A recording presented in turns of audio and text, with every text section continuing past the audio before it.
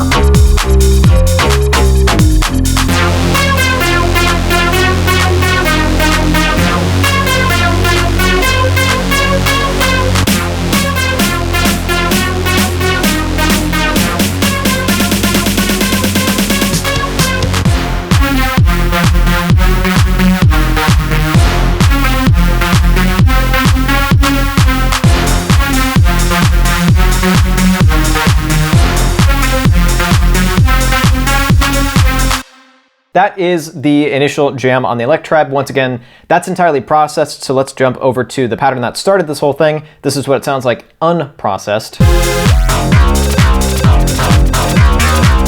So let's dive into the layering going on here. So first of all, pretty simple drums. Got this kick, which in this case is 027, harder. Didn't use any of these. Simple clap. Super standard 909 hi-hat, and that's basically it for the drums. A lot of the interesting stuff happens within the sound design going on here, especially within taking advantage of the modulation, kind of mini modulation matrix going on here. So I'll get back to this sound in a bit. So starting super simple, we've got our super saw, and this is just a unisaw. So unison saw wave, and the unison is turned up a bit and the detune's turned up a bit. And that's it. That is all that is going on here, and then I widened it a bit in post using Super VHS, one of my favorite plugins at the moment. So just doing that ad nauseum. This is the little wub bass. So this oscillator is VPM square. So let me get rid of the depth on this and the effects. So this is the super basic effect. So I've got the little bit of filter movement with this high cut filter with, I believe, a little bit of resonance. So that just slowly lifts up on this filter. And it's already a nice foundation for this sound, that oscillator. So then bring in the modulation. You can hear that the modulation is tied to the effect, which in this case is decimator. So it's this kind of sweep effect. And every time I turn the speed knob, you get a new wacky sound. Same when you jump octaves, which I have over the course of this jam, but I've messed this up pretty good, so let's switch back to how it was originally.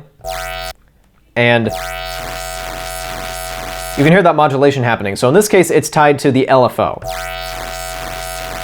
which is the same for this sound and every other kind of wubby sound like it. It's tied to the LFO, and I've got the pumping on, so let me get rid of that. So by itself, it just does this.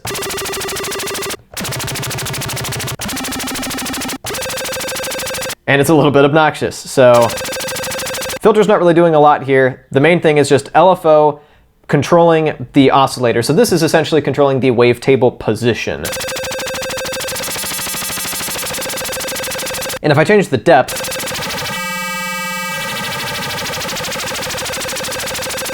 you can hear it sweeps through more of the wavetable as I turn up the depth. So this is sweeping through just a tiny little chunk of the wavetable, which is why it sounds so granular and kind of ridiculous. Kind of like a swarm of bees. And then when you really crank it, it's going the entire gamut of the wavetable, and you get kind of a cool effect. And every time you switch out the oscillator, it has a different effect.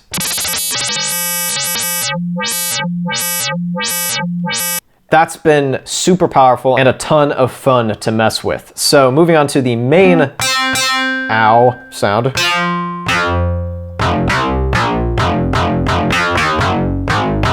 So this sound also makes use of modulation, but instead of going by the LFO, it goes by the EG, which is this. It's the envelope, essentially. So essentially, it starts at one end of the wavetable and then dips down like that. So it's built like a pluck, so it's got that sharp attack and then that long kind of sustain, but it's got this metallic characteristic because of the oscillator, which in this case is 374, and this is like a sine, kind of a messed up sine wave. Yes, I know my battery's low.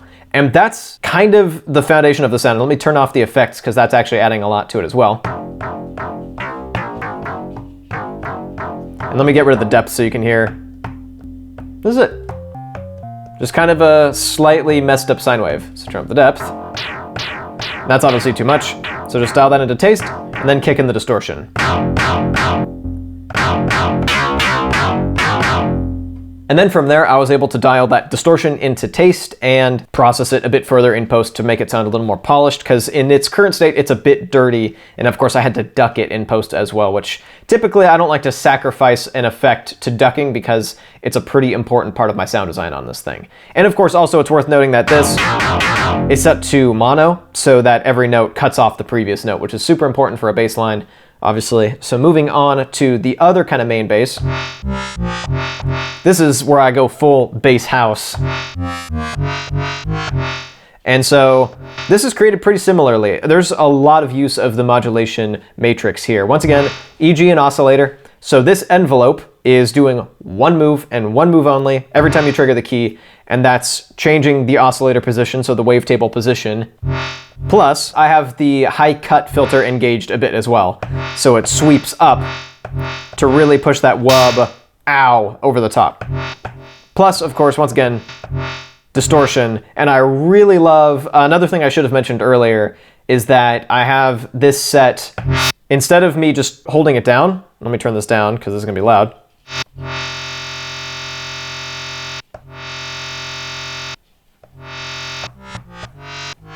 That kind of works, but setting it to just play and then ring out works a lot better for the kind of bass house sound, in my opinion. I did the same for the kind of donk bass, and I really love the little metallic kind of artifact too here. So this oscillator is synth sine 5. So everything else is built up quite similarly. That main bass is just a more like filtered down version of the previous one, and it's set to just have a sharper attack and go through, I think, less of the wavetable, which is why it sounds a little bit more subdued. And then I just have a filter sweep on that main saw. So kind of the classic future bass style super saw. And finally, let's get into a completely different section that really does its own thing. You will notice this sounds quite a bit messier than the cleaned up DAW version of this, but it's all the original elements, so let me walk you through that. Same kick, same drums overall, similar warbly element. So let's talk about this super saw element, because once again, it's just a unison saw. And it's set to ring out a bit, but then cut off the previous notes. So you can do riffs like that, and it's very kind of classic big room house. So what's really giving it its bite is the effects. So here's it with no effects. It's just kind of a weak little saw, like it's okay, but with effects, and then just bringing out the high end in post to kind of bring some of that polish back really brought this to life. So what's going on here is I've got the modulation set up once again for the envelope to control the effects. So it starts off with less distortion and gains distortion over time. So that initial attack is pretty normal, and then over time there's more distortion that kicks in, and if you were just to distort it uniformly, it wouldn't sound as clean, and so this lets me kind of have the best of both worlds. Plus, I've got a couple other elements worth mentioning. So this horn is just a built-in sample. This is 315, and I have 2 octaves of it playing, because this by itself is a bit too lo-fi. This by itself is a bit too dinky. So that kicks in for your kind of classic big room part. And then finally, let's talk about the sub, which I totally forgot to mention until now, but it really becomes relevant here. So I'll get back to that for the other tracks. I've been kind of listening to some big room house to kind of see where the whole EDM scene is at. And it really hasn't changed, to be honest, but it's a vibe and I can definitely dig it. So this is kind of your classic big room kick tail. So what I did to create that was I used a sine. Nothing wild about that. Moved the oscillator forward to distort it a bit, give it some natural distortion, and then I used actual distortion to really make it punch. And in this case, there's no modulation. I just have the attack set to be kind of slow, so it stays out of the way of the kick. And so basically what happens is that you hear the kick transient hit, and then you hear that bass swell up to take its place pretty much immediately. So altogether, it sounds like it's just one kick. That's the intended effect anyway, and I did some more work in post to really make them kind of mesh together, and I think it works. So this is basically how every classic big room kick is made. You got your short punchy kick and then your long subby element. And finally, let's talk a bit about the sub bass, which is super straightforward really, but I do want to at least mention it. So a lot of the same elements. In this case, it's actually a triangle wave with a good bit of distortion on it. So here's the triangle wave. That's already a pretty solid sub, but adding the distortion really changes its nature entirely, and it helps it really stick out, hopefully even on smaller speakers. So this will help the low end feel present no matter what system you're listening on, and it kind of rounds off the sub in a really pleasant way, in my opinion. So this essentially just plays exactly what the main bass elements are playing. No matter what they're doing, this sub is under there, following them, really anchoring the entire beat. And it's designed to fit fairly well with the kick. I pitched the kick around a bit so it and the sub would merge fairly smoothly. So I think that's everything I wanted to cover. If you haven't been messing around with the modulation area of the synth engine, please do so. It really brings the Electribe's synth engine to life and can make for some kind of wacky sounds or some very heavy sounds, and some very polished sounds, especially when paired with the insert effects and with the envelope. So that is how I made this track, and then from there, once again, if you just go shift and then head over, I know there's like proper shortcuts to do this, but this is just faster so I don't have to think about it. Go to the data utility and go until you get to I think it's export audio. And then I just exported the WAV files and then moved them into my DAW and mixed them from there. And that is it for today. Thank you so much for watching. If you'd like to watch another video about making music on the Electribe, you can click or tap up over here. And if you'd like to hear more electro house, you can click or tap down over here. Thank you so much for watching, and I'll be back with a new video in a little bit.